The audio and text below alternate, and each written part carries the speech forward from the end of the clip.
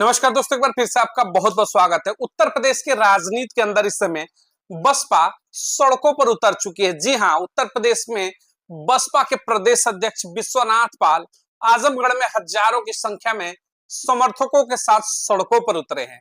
बसपा सड़कों पर क्या उतरी, सड़कों पर संघर्ष क्या शुरू किया, विपक्ष की मानो तोते उड़ गए। तो चलिए खबरों को विस्तार से शुरू करते हैं और इन नकली अंबेडकरवादियों की एक एक पोल परत दर परत आज खोलते हैं मिलकर के हम और आप। स्क्रीन पर तस्वीरें आ रही होगी, जरा ध्यान से देखिएगा। ये तस्वीर आजमगढ़ की है। जी हाँ, वही उत्तर प्रदेश, वही आजमगढ़ जिसको यानी कि समाजवादी जिसे कहते हैं कि ये हमारा गढ़ है। यानी जो समाजवादियों का गढ़ है, उस गढ़ में आज बसपा के हजारों सैनिक सड़कों पर है। मामला है आजमगढ़ में एक दलित युवक की जान चली गई। जी हाँ, एक दलित युवक ने अपनी जान गंवा दी। इसको लेकर के इस समय पूरे आजमगढ़ में मानियो की इस बात को लेकर के बड़ी चर्चा है। आरोप है कि पुलिस प्रशासन के ऊपर प्रताड़ना की।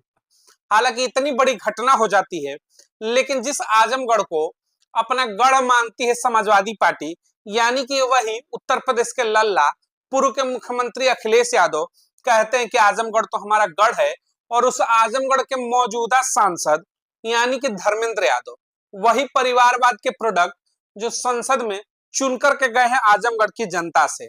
अब सोचिएगा, ये पीडीए का नारा लेकर के घूमने वाले धर्मेंद्र यादव और इनके आका यानी कि अखिलेश यादव दिन रात पीडीए की बात करेंगे, कहेंगे कि पिछड़ा दलित अल्पसंख्यक की हम बात करते हैं।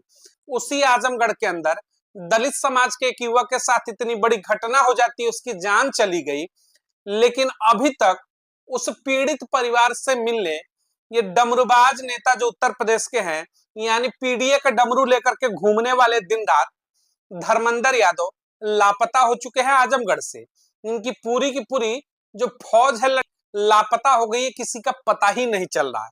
अब सोचिएगा, आजमगढ़ के मौजूदा सांसद हैं, 37 सीटें जीती उत्तर प्रदेश में।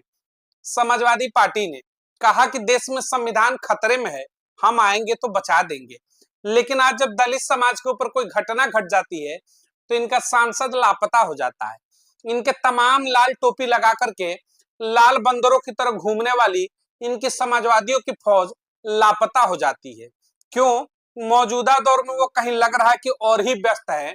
यानी देश में वक्फ बिल का विरोध करना हो तो संसद में दहाड़े मारेंगे धर्मेंद्र यादव, लेकिन आजमगढ़ में दलित समाज के परिवार के साथ क्या घटना घट जाती है, मौजूदा सांसद को पता ही नहीं है, लापता हो चुके हैं। और जिस बसपा को कहा जाता था कि ये सड़कों का संघर्ष नहीं करती है, विपक्ष एक पूरा नैरेटिव बनाता था कि बसपा तो कमरे में बंद हो गई, एसी कमरे की राजनीति करती है, बहन मौती तो ट्विटर ट्विटर खेल कर राजनीति करती है। उन तमाम चेहरों के मुंह पर एक झन्नादार कहिए कि तमाचा लगी है इस तस्वीर को देख करके। यानी जिन सड़कों पर उतरने का बड़ा दम्भ भरते थे अहंकार के साथ समाजवादी कि हम तो सड़कों का संघर्ष करते हैं, उन सड़कों के संघर्ष करने वाले महलों में जाकर के मखमली कंबल में सो चुके हैं। क्यों? क्योंकि जो घटना घटी वो दलित परिवार के साथ घटी है। काश कि इनके समाज के साथ होता, तब देखते मेला, ऐसा मेला लगता कि मानो कि पूरा का पूरा पूरी की पूरी पार्टी ही उठ करके चली जाती उस परिवार से मिले। क्यों? क्योंकि उनकी जाति का होता। यहाँ पर दलित समाज का है तो लापता हो चुके हैं, कोई पता ही नहीं चल रहा है। लेकिन जिस बसपा के ऊपर आरोप लगता था, देखिए सड़कों को किस तरीके से नीले झंडे से पाट करके रख दिया। हजारों के समर्थक सड़कों पर हैं, न्याय की मांग हो रही है। आर्थिक मदद किया बसपा ने, प्रदेश अध्यक्ष ने उस पीड़ित परिवार को न्याय दिलाने की मांग की, और बीएसपी सुप्रीमो बहन मावती ने उत्तर प्रदेश के मुख्यमंत्री से और प्रशासन से मांग की कि जल्द से जल्द न्याय मिले इस पीड़ित परिवार को। ये होता है अंबेडकरवाद, ये होती है अंबेडकरवाद की विचारधारा। सत्ता में रहें ना रहें, सीटें सांसदों की उत्तर प्रदेश में एक भी ना हो, लेकिन सड़कों पर जब बात आएगी अपनों की, अपनों के सुरक्षा की, अपनों के मान सम्मान की, यानी दलित समाज के मान सम्मान और सुरक्षा की बात आएगी, तो सड़कों पर तो आएंगे और न्याय की गुहार भी लगाएंगे, प्रदर्शन भी करेंगे। तो बसपा ने सड़कों पर उतर करके उनको जवाब दे दिया जो कहते थे कि बसपा राजनीति भूल चुकी है संघर्ष का। अब आते हैं, देखिएगा उसी आजमगढ़ के अंदर से भारतीय जनता पार्टी के पूर्व के सांसद रहे हैं। वही दिनेश लाल यादव निरहुआ, तस्वीरें देखिएगा, बेहतर तरीके से पहचान रहे होंगे। धर्मेंद्र यादव से पहले वो भी 2.5 से 3 सालों के लिए वहां के मौजूदा सांसद रहे। यानी कि निरहुआ भी इस समय लापता है इस पूरी खबर को लेकर के। यानी जब दलित समाज के ऊपर घटना घटेगी, उत्पीड़न होगा, दलित समाज के साथ कुछ गलत होगा, तो उसके मान सम्मान, उसके भागीदारी की रक्षा करने के लिए ना निरहुआ सड़कों पर दिखेंगे, ना धर्मेंद्र यादव दिखेंगे। दोनों के दोनों मानो कि मिस्टर इंडिया बन करके बटन दबा करके गायब हो गए हैं आजमगढ़ से, क्योंकि पता है दलितों की आवाज उठाना क्या, दलितों को बस चुनाव में आओ, गुमराह कर दो, दिखा दो, हाथों में लेकर के संविधान की प्रति कह दो कि खतरे में है, वोट तो खुद ब खुद मिल जाएगा। इनको पता है, धर्मेंद्र यादव हो या फिर निरहुआ हो, कि चुनाव में आएंगे, पीडीए वाला डमरू बचा देंगे धर्मेंद्र यादव। बहुजन समाज कहेगा कि असली रक्षक तो यही है, क्योंकि इसके हाथों में डमरू है पीडीए का, ये तो पिछड़ों की बात कर रहा है। झोली भर करके वोट दे देंगे, और जो बसपा सड़कों पर उतर करके न्याय की मांग कर रही है, मान सम्मान की लड़ाई लड़ रही है, उस पर प्रश्न चिन्ह खड़ा करेंगे कि ये तो भाजपा की बी टीम है। तो सोचना, घरों में बैठ करके एसी कमरे में और पंखे के नीचे कह देते हो कि भाजपा की बी टीम है।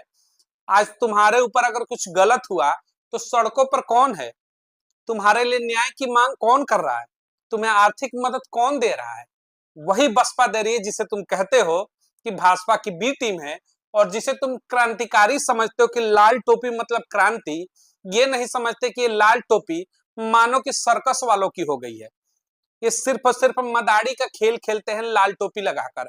हाथों में डमरू होगा पीडीए का और माथे पर लाल टोपी। तो ये सिर्फ और सिर्फ मदारी का खेल खेल करके आपके वोटों को चुनाव में लेने का काम करते हैं। आपके मान सम्मान, आपकी भागीदारी, इससे इनका दूर दूर तक कोई लेना देना नहीं। तो दो चेहरे देखे आपने, पूर्व के सांसद भारतीय जनता पार्टी के दिनेश लाल यादव निरहुआ, मौजूदा सांसद धर्मेंद्र यादव। यानी कि दोनों ही सांसद, एक पूर्व सांसद, इस इतनी बड़ी घटना इस समय आजमगढ़ में है, चर्चा का विषय है। तमाम लोग इस खबर को लेकर के, इस मामले को लेकर के पीड़ित परिवार से मिल रहे हैं, लेकिन ये दोनों के दोनों जना मानो कि गायब हो चुके हैं, कहीं मिल ही नहीं रहे। आपको मिले तो खबर जरूर पहुंचाइएगा कि महाराज चलिए थोड़ा समय निकालिए, पीडीए का डमरू बजाकर ही सही उस पीड़ित परिवार से मिलिए तो सही। आप तो डकैतों से भी मिलने जौनपुर पहुंच जाते हैं, यानी मंगेश यादव से, अगर उसका इनकाउंटर हो जाता है तो मंगेश यादव से मिल सकता है समाजवादी पार्टी, लेकिन इस बहुजन समाज के घर पर जाकर के मिलने का समय नहीं है। तो बस इस चीज को समझिए, बार बार इन चीजों को कहने का मकसद यही होता है कि इस खबर को समझने का प्रयास करिए कि जिस बसपा के खिलाफ आप उंगली उठा करके सवालों की बौछार कर देते हैं, आज आपके मौजूदा दौर में आपके ऊपर कोई समस्या आ रही है, आपके मान सम्मान के साथ खिलवाड़ हो रहा है, तो सड़कों पर यही बसपा आ रही है, ना कि प्रदर्शन का दम भरने वाले, पीडीए का डमरू बजाने वाले समाजवादी पार्टी या फिर अन्य दल, राजनीतिक दल जो राजनीतिक रोटियां सेकते हैं बहुजन समाज के नाम पर, दलित समाज के नाम पर। एक का भी पता नहीं है, सबके सब मानो कि मिस्टर इंडिया बनकर के गायब हो चुके हैं। आएंगे कब? जब चुनाव आएगा। तो बचिए, बसपा के हाथों को मजबूत करिए, बहन मौती जैसे चेहरों पर विश्वास रखिए। सत्ता रहे ना रहे, आपकी भागीदारी की सिर्फ और सिर्फ रक्षा इस देश के अंदर सिर्फ और सिर्फ आपके मुद्दों के ऊपर अगर कोई बोलने वाला है, सड़कों पर सरकारों से आंखों में आंखें मिलाकर के कोई सवाल कर सकता है, सरकारों को अपनी सवालों से घेर सकता है, सरकार के ऊपर दबाव डाल सकता है आपके न्याय के लिए, तो सिर्फ और सिर्फ एक चेहरा होगा बीएसपी सुप्रीमो बहन मौती जैसे चेहरे। वरना ऐसे बहुत मिस्टर इंडिया आएंगे, धर्मेंद्र यादव जैसे, दिनेश लाल यादव निरहुआ जैसे, मौके पर बटन दबाएंगे, गायब हो जाएंगे, चुनाव में फिर अवतार ले लेंगे, और आपको कोई गाना गा करके बहलाएगा भोजपुरी वाला, तो कोई डमरू बजा करके पीडीए वाला बहकाने का काम करेगा। फैसला अब आपको करना है, बहकेंगे या फिर बसपा के साथ जाकर के इस अम्बेडकरवाद की विचारधारा को मजबूत करेंगे।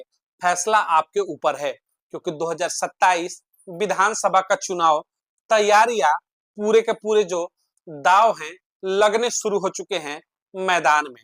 अब बसपा को मजबूत करना आपके हाथों में होगा।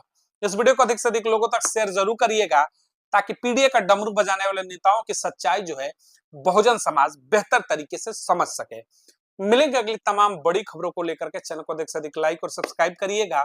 चैनल का कारवा आगे बढ़ेगा तो ऐसी तमाम बड़ी खबरें लेकर के आपके बीच में मौजूद रहेंगे। बहुत बहुत धन्यवाद।